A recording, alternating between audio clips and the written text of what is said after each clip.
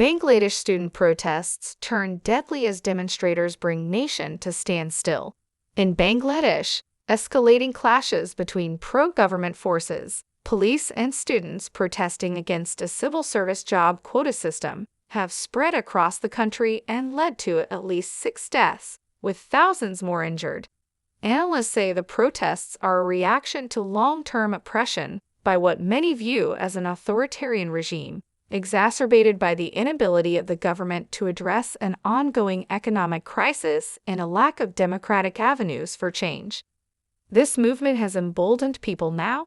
Naziruddin Elan, a prominent activist and director of the human rights organization Adhikar, told This Week in Asia. It has given them an outlet, which is why it has spread rapidly across the country in the blink of an eye. The fascist regime could not have imagined this. That's why they are now using all their power to try to suppress these students. On Thursday, the protesters orchestrated a nationwide shutdown that effectively brought Bangladesh to a standstill, shutting down road networks and closing off businesses as the authorities struggled to contain the protests. For more than 2 weeks, university students have taken to the streets to demonstrate against the job quota policy, which reserves large percentages of civil service positions to descendants of freedom fighters, individuals who fought for the nation's independence from Pakistan in 1971. As the protests spread from major cities to smaller districts throughout the country, their intensity has escalated.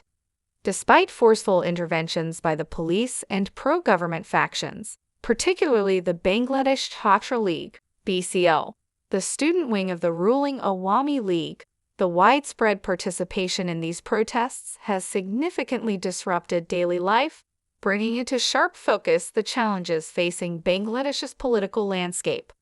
On Wednesday, students at Dhaka University staged a symbolic funeral in accordance with Muslim rituals for their fallen peers, marching with empty coffins to honor the deceased and chanting, "We will not let our brothers' blood go in vain." However, the march quickly turned chaotic after police attempted to disperse the students with rubber bullets, tear gas, and stun grenades, resulting in injuries among a number of protesters. "Police attacked us with tear gas and stun grenades just when we had started our march peacefully," one protester told This Week in Asia. "There was no need for violence. This is our campus, and we were marching well within our rights, but they unleashed hell on us." Tuesday marked the deadliest day of the demonstrations, with 6 people killed in clashes between BCL members, police, and protesters.